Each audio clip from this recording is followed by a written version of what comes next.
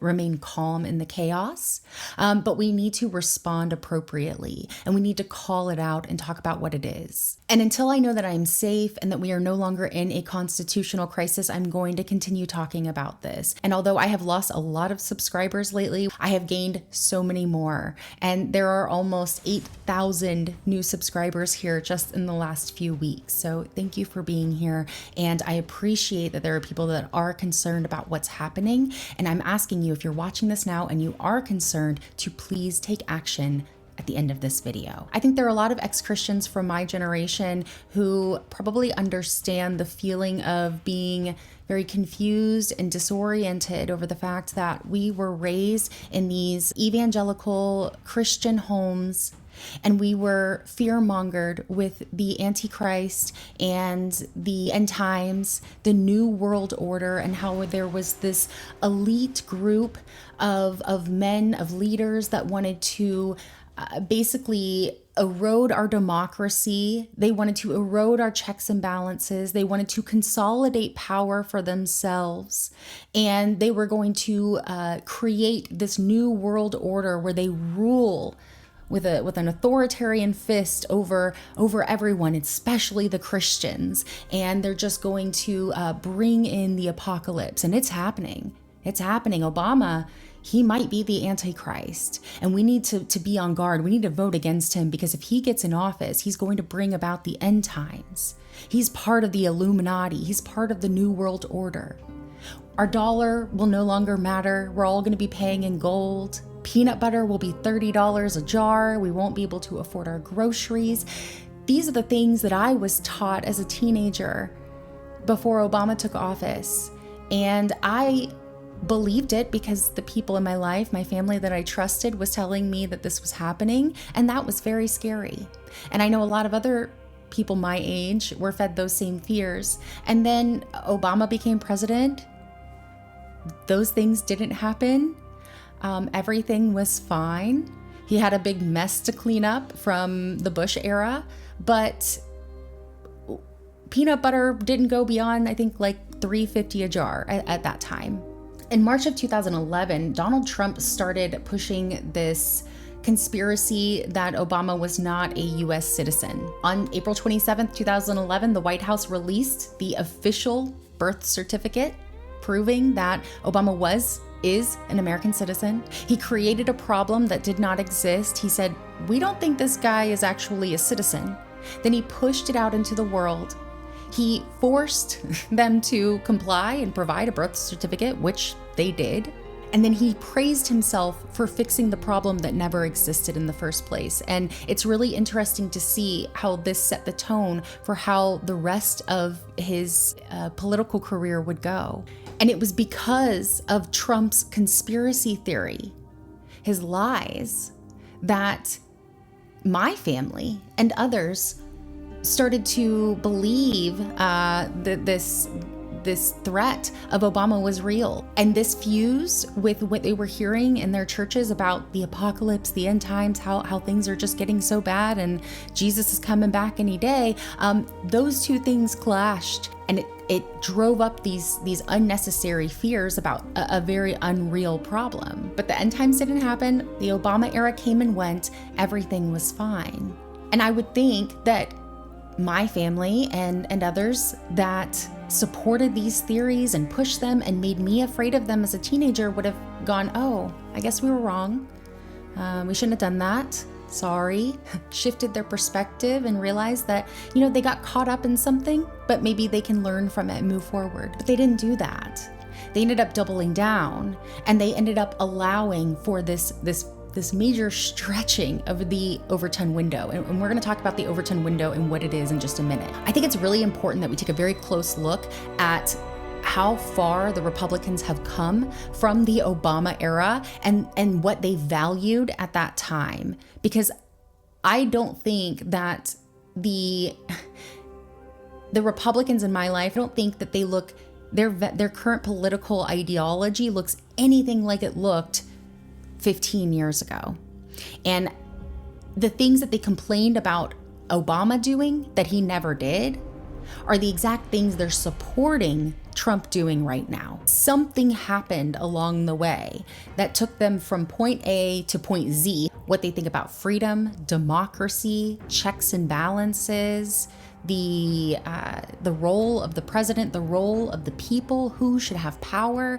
They've just flipped. So what did they fear under Obama? Well, they feared executive orders, him being a dictator. They were worried about Obama expanding executive power and not allowing for the checks and balances that we've always valued in this country. Yet Project 2025, which is a playbook that Trump is following step by step right now, that we have been warning about for quite some time, is literally designed to give Trump more control over the government and to remove the checks and balances.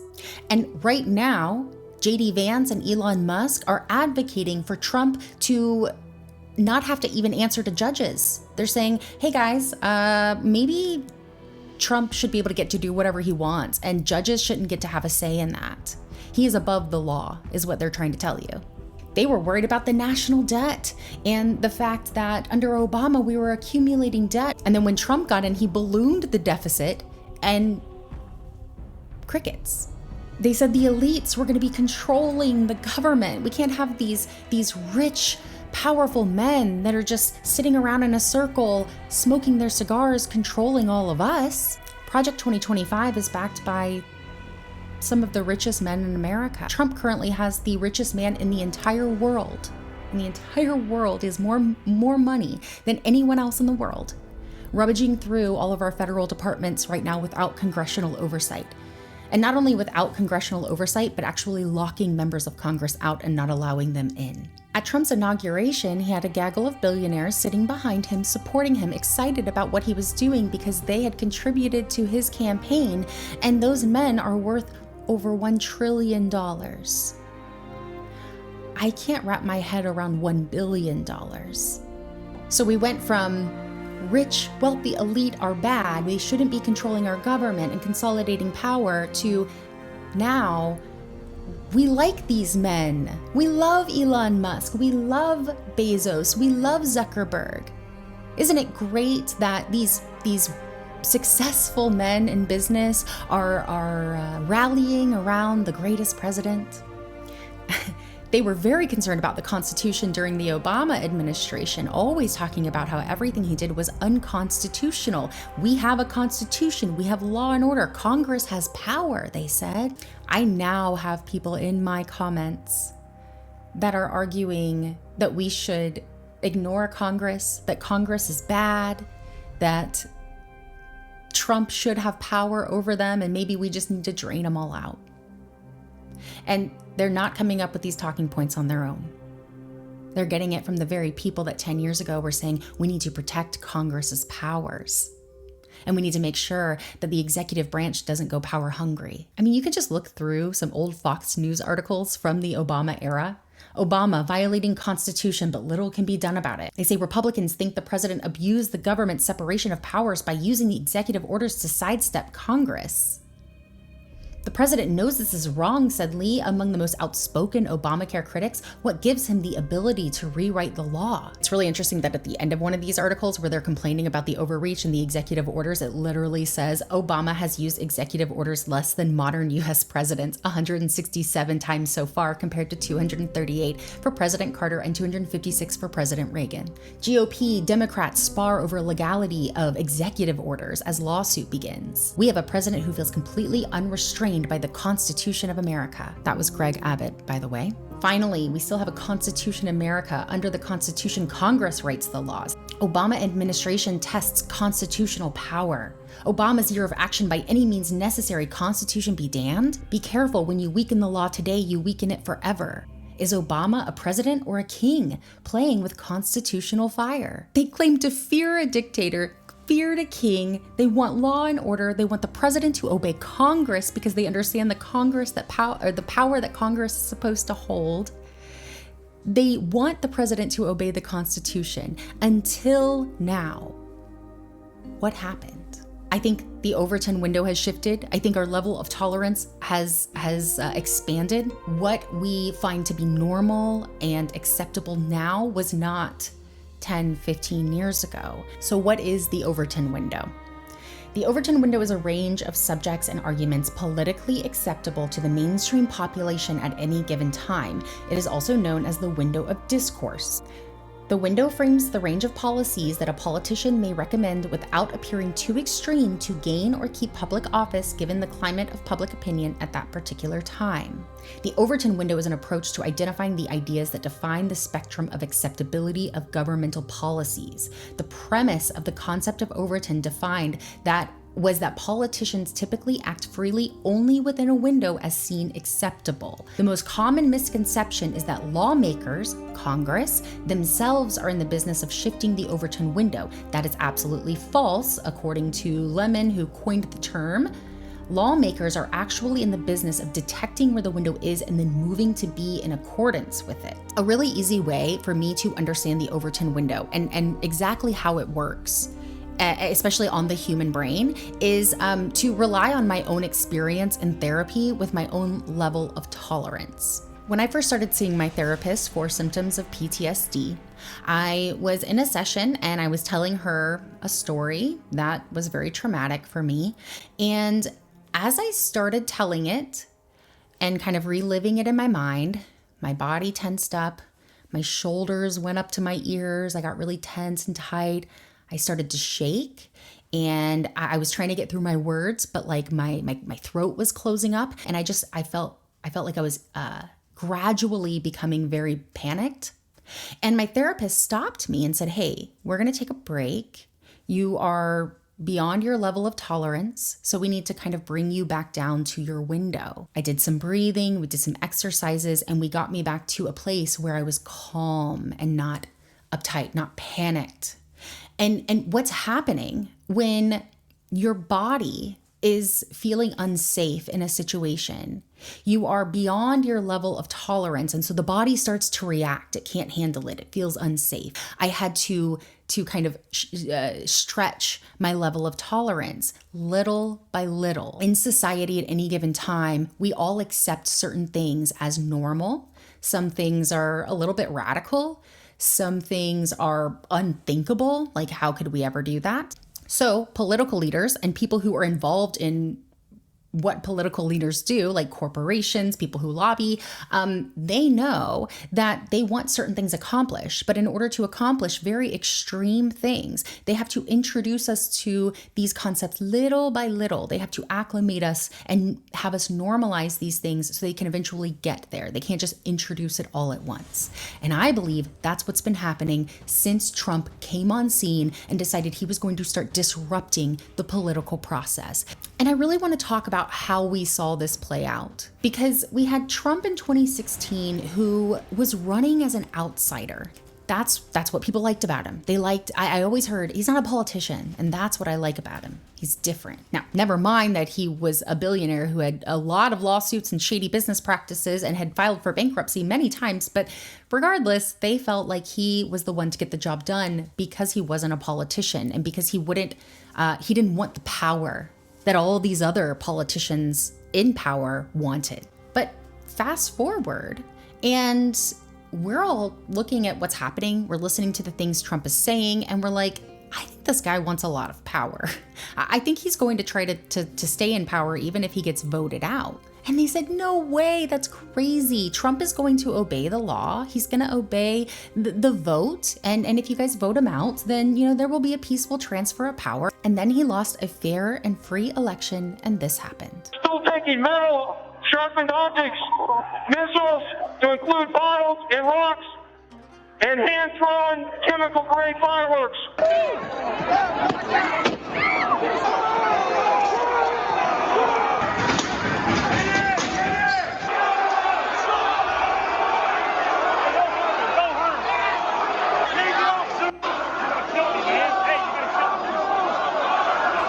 If I give this up, they're going to have to run Dexter.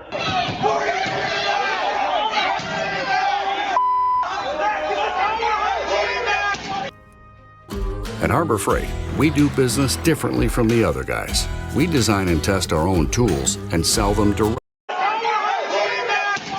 And I think a lot of us thought that this would be the end of MAGA, the end of an era, and that finally his supporters would wake up and realize that what we've been saying all along was going to happen, did happen. And now can you recognize that and get on board? But they didn't. They doubled down and they claimed election fraud. And even though Trump never could produce any evidence to suggest his claims of widespread voter fraud that would have changed the outcome of the election, his supporters still believed that there was fraud because he pushed the idea. And once he started saying it, bringing it up, pushing it out there, and then people start going, you know what, maybe it was stolen. Yeah, maybe there wasn't a free and fair election. And it didn't matter the facts. It didn't matter the fact that Trump was saying it without providing any evidence of it. He was saying it and it was being put out there. The conversation was started and now people are starting to shift their idea of what is acceptable. Before it's, oh no, we have fair elections and whatever happens, Trump will respect it. Then afterwards, it's, well, I don't know if I really respect this. I don't think the process was legit. Maybe he has a point. And now we are broadening our window. We're opening the window. And now in 2024, many of us were warning people about Project 2025. Project 2025 is a political initiative to reshape the federal government of the United States and remove checks on executive power in favor of right-wing policies. It was published in April 2023 by the Heritage Foundation in anticipation of Donald Trump winning. I've talked about the Heritage Foundation on this channel and my Christian Nationalist Deep Dive, and Paul Weyrich, the founder of it. Now, many of our Christians have what I call the goo-goo syndrome. Good government. They want everybody to vote. I don't want everybody to vote. Elections are not won by a majority of people. They never have been from the beginning of our country, and they are not now. As a matter of fact, our leverage in the elections, quite candidly, goes up as the voting populace goes down. This has been put out every year since Reagan. They've been trying to do this, and they really pushed it for 2025. They believed that they could elect Donald Trump and that as soon as he got into power, that they would be able to basically give him this plan they've already created and he would enact it. And the Heritage Foundation will claim that Project 2025 was made to give power back to the people, but it doesn't really have that plan at all. Instead, it's basically a plan to install a dictator, to consolidate power to the president, to ignore the courts, to issue executive orders, and to basically make Trump king. I posted a video in July of last year asking my viewers to please inform themselves about Project 2025. I got comments like, Project 2025 is a joke. It's not going to happen. The Heritage Foundation isn't a government agency. They've been putting out a project like this every presidential election. The left and right are fearmongers. I just Googled it and it doesn't sound scary at all unless you're a liberal crybaby. Project 2025 will never be implemented, so stop trying to scare people over nothing. And so the tone wasn't, hey, we like Project 2025, and if he does it, then we'll be happy about it. The tone is, hey, we read this and it's ridiculous that you think this is going to happen. And they thought it was ridiculous because it was a ridiculous document. And then you have Donald Trump on July 5th, 2024. I know nothing about Project 2025. I have no idea who is behind it. I disagree with some of the things they're saying, and some of the things they're saying are absolutely ridiculous and abysmal. Anything they do, I wish them luck, but I have nothing to do with them. Now, I gotta be honest, if you were to just eliminate every other bit of information in this video and literally just read this tweet, I would have concerns about what he's saying. So you don't know anything about it. He says, I know nothing about it. I don't know who's behind it. And I disagree with some of it. Some of it's ridiculous and abysmal. If you know nothing about it, how do you know you disagree with some of it and that it is ridiculous and abysmal? He didn't say, I know some about it. He said, I know nothing about it, but I also don't agree with it. I honestly have a really difficult time understanding how I even need to be making this video right now and people didn't read that tweet and go, wait a minute. He even had his daughter Tiffany say a few points to reiterate as you head to the voting booth. Project 2025 is not my father's plan. He has not read it and does not endorse it. Now, if you are someone who has decided that you love Trump, you trust Trump, and you don't need to investigate him or hold him accountable or fact check him, then, he has told you what he's told you and that's that. But I don't just buy whatever people tell me. I go and look it up for myself. And it doesn't take long to see what's been actually happening. It's been out in the open. This is not a conspiracy. Like, this has been out in the open. They've been saying it for a long time. We've been telling you that they've been saying it. And so many people have been looking at us and saying, you are absolutely crazy. You're a conspiracy theorist. In 2018, the Heritage Foundation literally bragged about how influential they were in implementing their policies in the Trump presidency the first time around. 1 year after taking office, President Donald Trump and his administration have embraced nearly 2/3 of the policy recommendations from the Heritage Foundation's mandate for leadership. The mandate for leadership is Project 2025. It's just that every election cycle, they change the year. It's always the mandate for leadership. So when Trump was telling you last year, I've never heard of this, I don't know who's behind it, I've never read it, he literally implemented a lot of the previous mandates policies in his first term, and he worked directly with the Heritage Foundation, who created Project 2025, to implement it. In 2022, he spoke at the Heritage Foundation and he praised them for their mandate. The critical job of institutions such as Heritage is to lay the groundwork, and Heritage does such an incredible job. This is a great group, and they're going to lay the groundwork and detail plans for exactly what our movement will do. The president of the Heritage Foundation at that time said, I personally have talked to President Trump about Project 2025 because my role in the project has been to make sure all of the candidates who have responded to our offer for a briefing on Project 2025 get one from me.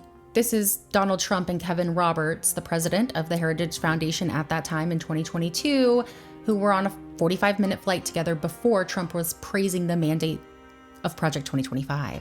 In spite of all this nonsense from the left, we are going to win. We're in the process of taking this country back. We are in the process of the Second American Revolution, which will remain bloodless if the left allows it to be. So without any conspiracy and without any bias against Trump, I can see the series of events, the sequence of events that Trump worked with the Heritage Foundation to enact policies from their previous mandate in 2022 during his first term. They bragged about how much they got done with President in his first term. He flew on a plane with them. He talked about Project 2025 with them. He went to a conference and he praised Project 2025 and how great it was going to be for our country. And then last year, he lied to every single American and said, I do not know who they are. I've never met them. I've never read this. I know nothing about it. This is not what I'm doing. Trump recently installed Russell Vogt in his cabinet, and Russell Vogt is a main architect of Project 2025. In fact, there was a video taken by an undercover journalist and an undercover actor working with the British nonprofit Center for Climate Reporting. They published this video last year. It is publicly available for you to Google. It is an undercover video taken of them talking to Russell Vogt about Project 2025 and if Trump was involved with it and what they plan to do. And he confirmed that he's working with Trump. They like the plan. They're going to implement the plan. The campaign selected me to be the platform because of their views on my policy ideas, and they're not running from all of the negativity that I get from the press. I see. So they haven't been spooked on you as a person, you don't think? No, I mean, I don't think I'm going to be their transition pick because then they have all these kinds of stories. Yeah. But no, the relationship is great. The head of the Trump transition team has not yet been appointed, but Vogt says that no matter who is named, he'll be able to hand over his Project 2025 battle plans directly. If it's someone like Stephen Miller or Bob Lighthizer, then all the stuff gets plugged right in. If it's not, we'll figure it out. Okay. But all of it will be designed for a theory of the case that President, if a battle plan is out there that will do what he wants, there are the people like me that have his trust that will be able to get it to him. And so now that Trump is in office, his executive actions are aligning with Project 2025. He is actively shutting down federal agencies with the help of his unelected billionaire buddy, Elon Musk. He is following it step by step. And for some reason, all of the people before that were saying, that's a conspiracy, that's crazy, that's a joke, you're fear-mongering, are like, I don't see anything wrong. The Overton window has stretched, and it keeps on stretching. So how do they stretch the Overton window? How do they get from, I don't like this and Trump would never do it, to Trump is doing this and I like it and I want it to happen? Well, one is it's just a joke strategy. They make extreme ideas seem harmless by posing it as a joke. And so Trump says something radical, like, on day one, I'm going to be a dictator. The media, influencers, people online, we get on and we say, hey, he's saying he wants to be a dictator. He's stating this. His supporters go, it's just a joke. Come on. He's just kidding. He doesn't really mean it. Gosh, you guys are being so ridiculous. You're so hysterical. And then he keeps saying it. He says, oh, you might not have to vote after this. Hey, if you vote for me now, you won't have to vote again. We got this in the bag. You won't have to do it anymore. 4 more years, you know what? It'll be fixed. It'll be fine. You won't have to vote anymore, my beautiful Christians. Maybe we'll give it another term. Maybe another. Who knows? And everybody in the crowd laughs. Ha ha ha, Trump, you're so funny. And now Republicans are trying to introduce bills that would give him a 3rd term. So it starts as a joke. People are laughing it off. It's not a big deal. It's not serious. And then over time, the conversation keeps going. People start going, well, wait a minute. Actually, another way is the gradual introduction of extremist policies and extremist ideas. Trump ran on a campaign saying he was going to end birthright citizenship. And a lot of people were very confused about that. They didn't like it. And they said, oh, well, he wants to do that, but only with Congress's support. He's got to get Congress to agree with it. And they're probably not going to agree with it. So we don't need to worry about that. Well, fast forward, Trump signs his executive order to end birthright citizenship. But when he does it, everybody says, yeah, you know what? Maybe he should do this. I agree with Trump. It's just a way to very gradually shift people into one direction to accept something that they wouldn't have accepted before. Another tactic they use is called flooding the zone. Steve Bannon has actually talked about this tactic of just feeding the media a whole bunch of stuff, making it chaotic so that nobody really knows what's going on, and you pull one over on the media. Except for the media is supposed to be informing the people, so what you're really doing is pulling one over on the people by confusing them and offering so much information that they can't keep up. But part of this is latching on to certain things and pushing them out there over and over and over again and getting people to keep talking about it, keep the conversation going. Because as long as media is reporting on it, you're pushing it out there. Political leaders are talking about it, so are Americans, and they're engaging in conversation. Really, they're engaging in arguing. In 2016, Trump claimed the election was rigged, and a lot of people were like, hold on, Trump. I don't know about that. Let's count the votes and see. Let's just make sure. They count the votes. Trump lost. That's what happened. But then Trump starts saying, stop the steal. They stole it. It was rigged. And they're pushing it out there over and over and over, flooding the zone with this stop the steal. It was rigged. Putting out fake news stories about it. Manipulative news stories that don't give you the full picture but sway you in one way. People are arguing about it, and then some people are starting to accept it as normal, and then people are starting to latch on to the idea, and now all of his base is like, yeah, stop the steal, it was rigged. And now there are everyday average people that probably didn't even follow much of the news that think maybe the election was rigged, maybe it was stolen. In 2016, Trump was always talking about fake news and railing against the media. You can't trust journalists. You can't trust the media. But because they were reporting things that Trump was doing that reflected negatively on him, not because they were reporting negatively on him, but because he was doing things that the American public wouldn't like. When they reported on it, he got mad and he rallied against them, and he convinced his base to be angry at the press. They decided to completely disregard all media. All media is bad. Independent journalists, big media corporations, anyone reporting on it at all. Me getting on here and sharing information straight from, straight from Fox in my last video, and people are like, I don't believe it. Don't believe the media. So it started with Trump saying, I don't like the media. They're bad. They're reporting against me. Continuing to say it until people just no longer trusted any media at all, stopped listening to the news, and now just go along with whatever Trump says because they've decided they trust him the most. They also use a false equivalence or a both sides strategy. It's why I really, really don't like it when people say, I don't like politics because both sides are the same. It's not the same. It doesn't work that way. And it is so dangerous for democracy. You can agree that there are people on both sides of the fence that suck. You can agree that there is corruption on both sides all throughout our government. That's undeniable. But you can recognize that while also recognizing that both sides are not, in fact, the exact same, and that both sides of a debate are the exact same. They can push a radical position and frame it as a debate that just has two opinions, and then they normalize radical ideas and language. They no longer believe in checks and balances. They no longer believe in power to the people.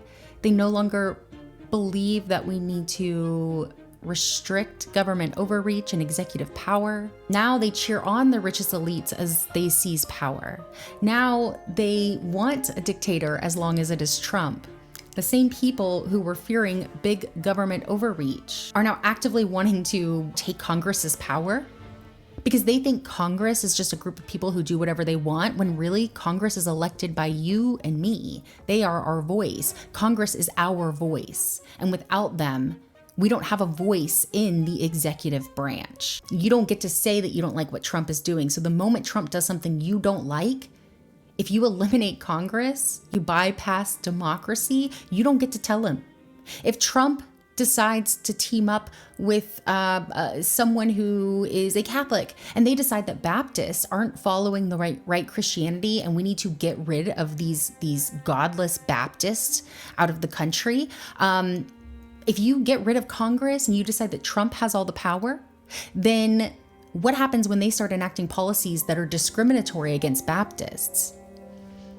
And they lose their voice and their ability to fight for their religious freedom because they gave all of the power to the executive branch because they trusted it rather than working to make sure that they vote in people in Congress that they actually do trust. We were conditioned over time to accept authoritarianism, and a lot of people have been slowly acclimating themselves to it. And it is very disorienting to see the very people that were arguing against all of this overreach and all of these threats of power consolidation have really not slowly, it happened very quickly, I feel like, but little by little, they have come to support the very things that they spoke out against before, the things they fought against. And it makes me wonder if they actually had values or if they only cared about party.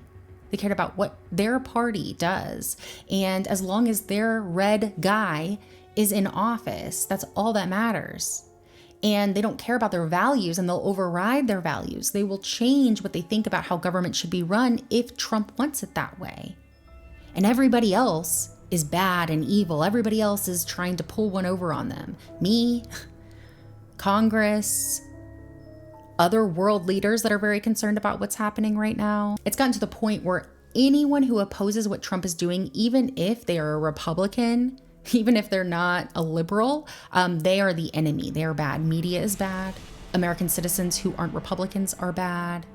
Everybody else in the world is bad. Checks and balances are bad. Democracy is bad. The system we have in place is bad. All of our federal departments are bad. All of the federal employees are bad. So the only good one left is Trump, and whoever Trump decides is good. That's what I see now, because I don't see them holding their values. I see them shifting their values. I see them saying, you're crazy to think that he's going to do X, Y, Z. Then he gets in office and he does X, Y, Z, and they go, I like that. They don't have integrity for their values anymore. They don't have values. They have an authoritarian dictator who is telling them, I know what's best. I'm always right. I'm the only person who can fix it. And everyone else is wrong, no matter what you see and hear. And let me lie to you. Let me give you bad information. Let me manipulate you and exploit you. Let me override democracy. Let me install my billionaire friend who has government contracts and no congressional oversight to do whatever he wants with all federal departments that you pay your taxes to. Let me do anything I want because I'm the best. I'm the guy you trust. And it's really important we hold our leaders accountable, but unfortunately, those who installed Trump are not holding him accountable and are just going along with whatever he says because he has worked so well. He hasn't worked so hard. The people around him have worked so hard to stretch the window of what is acceptable, to introduce you to new ideas, not through a philosophical means to help you grow as a society and to better the world. That's not why they're shifting the Overton window. They're doing it because they have a plan. They have things they want to do. They want to make a lot of money and have a lot of power, and they want to consolidate all that power. They don't want oversight. They don't want regulations. They don't want you, an American, telling them what they can do with this country and with your laws.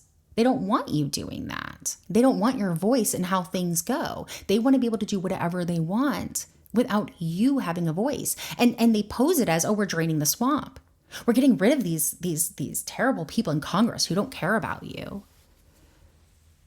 But when they say that Congress is so bad, we should get rid of Congress, what they're really saying is we should get rid of you and your voice. And for some reason, so many people are just accepting that. The Overton window has shifted so much that they went from we need checks and balances because they are essential to we want a dictator. They didn't think for themselves. They let conservative media, talking heads, Alex Jones, Tucker Carlson, and Donald Trump slowly shift their beliefs. And now they are cheering on the dismantling of democracy. They are cheering on a king. And I think that it's really important that we stop fighting them and arguing with them and saying, I told you so. And I know that sounds counterintuitive, but hear me out. It is time to stop pointing our fingers and saying, you fascist, you ignorant person, you Nazi. Challenge what they're saying and what they're celebrating. Ask a lot of questions. Asking questions is the best way to get someone to think more about what they're saying. If you give them facts, if you make statements, if you feed them information or accuse them or shame them, they are not likely to think. They're likely to double down without thinking. But if you ask them questions, you put them in a position to face the claims they're making. And they will either realize that they don't actually have a good reason to suggest the things that they're suggesting or support the things they're supporting. But by asking these questions, you have to get them, you're getting them to face the fact that they might not actually have a reason for the claims that they're making. They might not have actually looked it up. And either that's going to upset their system. It's going to be beyond their level of tolerance and they won't feel safe in stepping outside of what they believe. So they'll just maintain their cognitive dissonance and just brush it off, whatever. Or they will realize they don't actually have a good answer and they might go look it up. They might go try to prove you wrong. They might try to confirm what they believe, and that's going to cause them to think more critically and go through the process of thinking more about what they're saying. I think we need to take a different approach. We're trying to have productive conversations so that we can educate, inform, and take action as quickly as possible. And so instead of fighting and pointing fingers and being angry, even though that's what we want to do, ask questions. Make them clarify what they're saying. Back them into a corner just by getting them to defend their position. Make them think. When you make people think, you're not doing anything wrong. You're not forcing anything on them. You don't have to call them names or enforce your values or anything. Like, ask them questions and get them to think. And hopefully that thinking process will spark something new. And I know a lot of people want to say, no, well, they're just stuck in their ways. I'm sorry, but it's not true, because I was one of those people. No, I wasn't MAGA. I left Christianity long before that, but I was one of those people that believed what I believed, and I was taught what I was taught, and I was conservative and I was Christian, and people asked me questions and I got to thinking and I changed my mind. So it's possible, and we need to stop acting like it isn't. We need to be talking about how what's acceptable has changed. We need to talk about values and what we want, what we hope for, what kind of government we want to run. And we need to be having conversations about how we achieve that. And for those who are cheering on the dismantling of democracy, who are cheering on bypassing democratic procedure, congressional oversight, we need to have those people tell us, what do you want? Do you want Trump to have full power? Do you want to have a voice? What is your solution here? And ask questions and talk to them, have productive conversations, and at least just get them to think. It's time to take action. It's time to be alert and aware and informing people about what we're seeing, what we're experiencing, and the dangers of dismantling democracy, the dangers of installing a king who gets to do whatever he wants, the dangers of consolidating power to the executive branch without congressional oversight, without your voice to determine if it's what you want as an American. It is time for us to control the narrative. It is time for us to speak out in kind and compassionate ways. If somebody is being mean and nasty and doesn't want to have a productive conversation with you, ignore them and move on. Don't fight with them. Don't engage in culture wars. If somebody wants to go off about trans bathroom issues, then say, you know what? I am an ally. I like trans people. I support their rights, but I'm not going to engage in culture wars with you regarding something that doesn't even affect you on a daily basis, that revolves around discriminating against less than 1% of the population, because that 1% of the population isn't the reason you can't afford eggs and housing and you can't find a job. So let's focus on the real issues. Let's talk about our values and let's find real, meaningful solutions to our problems, instead of saying we don't like Congress and they're overspending and we think that the budget is really bad. So the answer to that is not to make sure we get people in Congress that we trust and will honor our voice and values. The solution to that is to eliminate democracy, eliminate congressional oversight, and to give full executive power to Donald Trump and Elon Musk, and let them do whatever they want. That's not the answer. We're going a little extreme. So I feel like we all need to balance it out. We need to talk about what we want. We need to talk about the Overton window and why people are shifting their values, why they're accepting things that were not acceptable before. Why are they accepting violations of the Constitution? Why are they accepting that Donald Trump wants to be a dictator? Why are they accepting that Donald Trump lied to them about his plan for the United States, about Project 2025, and now he is installing members who built it? And he has been actively implementing its policies and has praised it and lied that that's not what he was doing, and now it's what he's doing. And so you have to ask these people that support it, hey, did you like the idea of Project 2025 before Trump took office? And now that he's implementing it, do you want him to continue doing this, or do you want to have a voice? And do you want to call your representative and tell them, hey, tell Trump to stop doing this? This is not what I wanted. I want checks and balances. I want a democratic process. I want my representatives to oversee and have a voice. And Donald Trump can do whatever he wants within his power in the executive branch. But the moment they start saying that Congress doesn't matter, that judges don't matter, and that Donald Trump can do whatever he wants without any consequences to those actions, that is a very dangerous thing. And I wouldn't want it for Obama. I wouldn't want it for Biden. I wouldn't want it for Kamala. I wouldn't want it for anyone. I wouldn't want to have that kind of power. Whoever seeks that kind of power is the person that shouldn't have it. And remember that, please. And please consider your fellow Americans. Consider productive conversations and how we can move forward in a very smart way, in a way that promotes peace and unity and compassion. And if you're not ready to do that, I'm not interested in working with you, and you can go your own way and do your own work. I have had to block a lot of people on the left. I know a lot of people think this is an echo chamber. I have been blocking people who hold my same values, on my same side, fighting for the same thing I am, because they are being aggressive in the comments. They're being rude to people who are sharing their opinion from the right, who aren't being unkind, and they're getting mad at me for promoting peace and unity because they just want to fight. And if you just want to fight, this channel is not for you and my message is not for you. But for those who are concerned, for those who want democracy, for those who want freedom and want a voice in how their government runs, it's time to take action. It's time to call your representatives. I will put some links in the description of some things you can do, some actions you can take right this second. Call your representatives. Tell them this is not America. This is not what we stand for,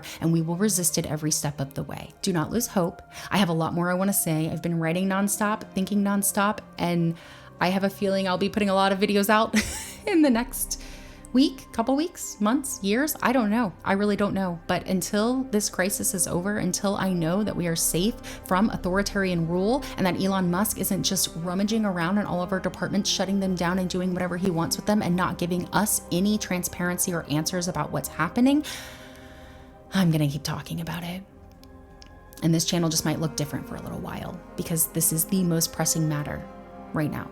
And all of us should be concerned. And all of us should be working together to make sure it doesn't happen. So I'll see you soon. Attention shoppers, want to spend less? Go to Aldi. They're #1 in everyday low prices. Yesterday, I put out a post asking my viewers to be informed about what is happening in the United States and our federal government right now. Yesterday, on February 7th, 2025, several Democratic leaders, elected officials, were denied entry into the U.S. Department of Education. They were seeking answers regarding President Trump's plan to dismantle the department and transfer its functions to the states. They were locked out of the building and blocked by an unknown security personnel and told that they needed an appointment to enter. I'm going to take a few minutes to tell you why this is concerning and what you can do about it. This channel has always existed to help you think more critically about what you're being told. And although we've always stayed within a niche, I think it's really important we take what we've learned and we apply it to other areas of our lives too, areas that affect us and those around us. I made a post about this event, this thing that happened that I witnessed myself, and I got several comments from people that said things like, "Stop listening to mainstream media. They were protesting without a permit and didn't have an appointment. Elon is just doing an audit to see where all of our tax dollars are going." I want to address this. I want to break it down and deconstruct it just like we've done everything else. I'm going to try to do it quickly, but give you the facts. I do not care if you are red or blue, and I am not trying to sway your political position or party. I became concerned about this issue not because I read a news report, not because I was watching the news, and not because I was listening to a talking head. I became aware because I was relaxing in the bath and scrolling on YouTube when I saw a video pop up from Forbes that was showing lawmakers being denied access to the Department of Education. And so I clicked it out of curiosity and I watched all 20 minutes of the video. And initially, I didn't really know what was going on. I wasn't really jumping to any conclusions, and I was intending to look online to find out that this seemed to be a noise, a fuss, a distraction, because I am very concerned with how we are all just getting outraged over things that don't really matter rather than paying attention to the things that actually do matter. And for the sake of transparency for this video, I wanted to find reports from various sources, both sides of the spectrum, so that we could hear it from all sides, what is happening. But what I found was actually really fascinating and kind of concerning, because all I did was Google Department of Education news. What popped up in the news was an article from Fox News reporting on it, an article from NBC reporting on it, and several other like AP and a few others, but there were no articles from CNN. The more I looked for a CNN article on this situation, I realized CNN was not reporting on it. Now, I have not trusted CNN for a very long time, and I don't get my news from CNN. I just don't trust them. I don't trust a lot of mainstream media. Instead, I like independent journalists. I listen to our representatives and what they're saying. I listen to Trump and what he's saying. I read the bills. That is how you stay informed. But I thought if I could read a Fox article, a CNN article, we could pick through it and see what the truth is. But CNN isn't reporting on it. Fox is. And Fox is giving accurate information. And so we're going to go straight to Trump's most trusted news source, Fox News, to get our information about what is happening. I'm going to read this article and then we're briefly going to talk about it. 30 House Democrats on Friday morning attempted to enter the Department of Education building in Washington, D.C. to meet with Acting Education Secretary Denise L. Carter, but they were stopped by security. A man who said he was a federal employee did not make it clear why lawmakers had not been allowed in the building. Representative Maxwell Frost asked the man whether he was doing so of his own volition or had been ordered to block the door, to which the man responded he was doing his job. As they surrounded the man in front of the door, lawmakers repeatedly insisted that they had the right to enter the building and slammed the Trump administration over a lack of transparency. There is a video at the top of this article that shows the entire thing happen, so you can watch it for yourself, see what is being said, see what events are taking place. This is a factual report on a series of events that took place yesterday at the Department of Education. The rest of the article talks about the Department of Education and how we have a national report card that is very low and gives you information that would make it appear as though dismantling the Department of Education is a great thing. And you know what? Maybe it is. I don't think that it is. That is not my opinion. But even if it is, and even if that is what the American people want, there are laws, there are systems, there are things in place that they have to do if they want to make changes. And I'm asking them to go through those processes so that I don't have to be concerned about an authoritarian takeover. We wouldn't be calling it an authoritarian takeover. We wouldn't be calling it a coup if it didn't look like one. All we're asking for is transparency. We're asking that our representatives can go in and see what's going on. There's a lot of people who have very little understanding about the way our government works. I'm one of those people, okay? I'm still learning. Every day, I'm trying to learn as much as I can. It's confusing for a reason, but honestly, it's a lot more simple than they want you to think it is. And if you just kind of boil it down, it's very easy to understand. There should never be a situation where the guy in office, the president, gets to rule over everyone else and make decisions without the voice of the people, okay? In a democratic process, the voice of the people is represented by Congress. You elect them because you trust them to be your voice and to be your eyes and your ears, and to make sure that a king doesn't come in and take over the entire government, because nobody wants that here. That's not what the United States was founded on. We were quite literally founded on escaping authoritarian rule. We wanted our own individual freedoms. We set up a system that gives the people a voice through their elected representatives. And if you don't like what your representative is doing, you can vote them out and you can campaign against them. It gives you power.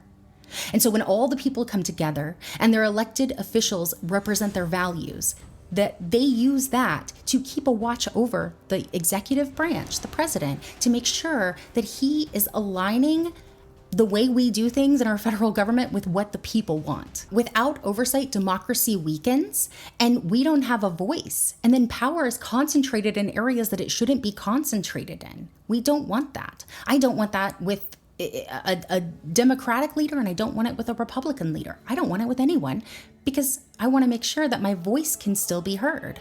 Now, because I wanted to be as reasonable and fact-based as possible, I decided to Google the power of Congress and this legislative branch and what they are constitutionally responsible for.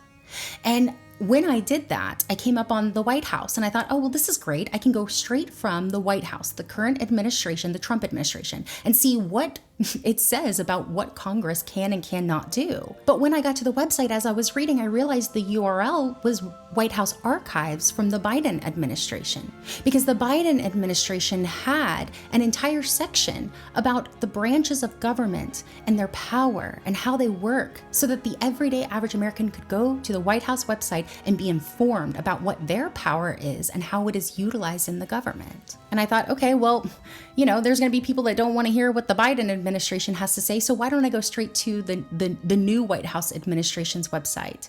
And why don't I see what they have about the branches of government and our power as the people and the power of Congress? I didn't find it. It turns out that the White House has been asked about why they have scrubbed this important information from the website. They've been asked. And they said, it'll be back soon. It's not there. And I'm wondering why it had to be scrubbed in the first place, because nothing about Congress, how we operate, our Constitution has changed since Trump took office. It didn't need to be scrubbed.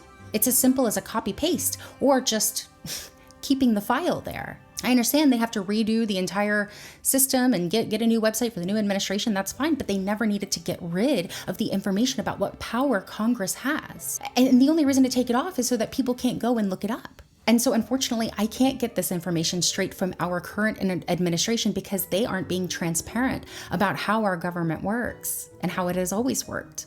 And so I have to go through the archives. We're on the White House archives, Biden White House archives.gov, the legislative branch. Legislative branch consists of House of Representatives and Senate. Together they form the United States Congress. The Constitution grants Congress the sole authority to enact legislation and declare war, the right to confirm or reject many presidential appointments, and substantial investigative powers.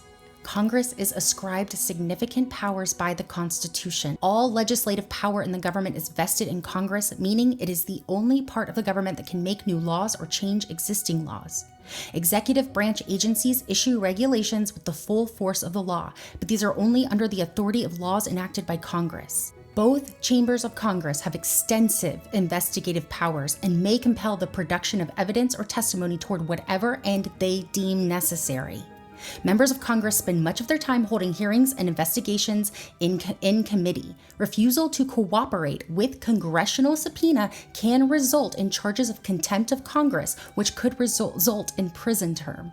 Oversight of the executive branch is an important congressional check on the president's power and balance against his or her discretion in implementing laws and making regulations. Your elected representatives, who you elect for the main purpose of overseeing the executive branch, are being locked out of the very department that they were elected to oversee, which means in a very real, non-symbolic way, you, the American citizen, have been locked out of the department that you pay taxes to, and you're not being given any reason why. And there's no oversight, and we don't know what's going on in there and what they're doing. Elected representatives requested a meeting, and they were not given a meeting. Your elected representatives do not have to have a meeting to oversee the departments that you elect them to oversee. In fact, it is their job. And these representatives are getting calls, lots of calls from American citizens who are like, hey, I depend on the Department of Education for XYZ. What is going on? What's happening? Where's it going? Who's in there? They want to know. They elect their representatives to let them know what's happening in that building. And so it is their job and their duty, their responsibility to go in there and find out. And they have investigative powers. And anytime they deem necessary, they have the ability and the power and the responsibility to walk in and demand to see what's happening. And instead, there is a man that nobody knows standing outside the door. It's locked. The door says all access, by the way, so normally it is publicly accessible. They have locked people out, they have shut the doors, and they have told Congress that they can't know what's going on in there. I think it's really important for the people who are saying, oh, these are just noisemakers. These are protesters. You can't protest without a permit, somebody said yesterday. I really need you to understand who these people are, who showed up to the Department of Education yesterday. Representative Maxwell Frost, whose mother is a special education teacher. He was a gun violence survivor and serves on the Committee for Federal Oversight. So this elected official serves on the committee that oversees what the federal government is doing, and being told that he can't go in and oversee what the federal government is doing. This is not a gator in a swamp. This is not some rich elite billionaire. That would be the man that's inside the building going through all the computers and downloading whatever data he wants to and changing whatever he wants to on the inside, even though he wasn't elected. And he is a private citizen. And he doesn't actually have the clearance to do that and to lock our representatives out. Another representative that was there was Jahan Hayes, I believe is her name. I'm sorry if I got her name wrong, but she is an educator, or she was an educator, and she was recognized as the National Teacher of the Year in 2016. She's the vice-ranking member on the Committee on Education and the Workforce, which means it is her job to see what's going on within the Department of Education. She's on the subcommittee of Early Childhood, Elementary, and Secondary Education. These are people who care about the American people. They are not people who are trying to win one over.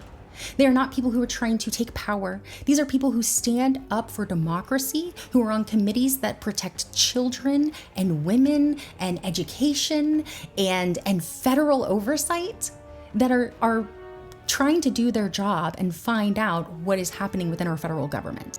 Trump said, we're auditing. Elon said, we're auditing. I don't know. If there is an audit taking place, then there's no reason our elected officials can't oversee it. What is there to hide? Why lock people out if there's nothing to hide and you're just doing an audit? Another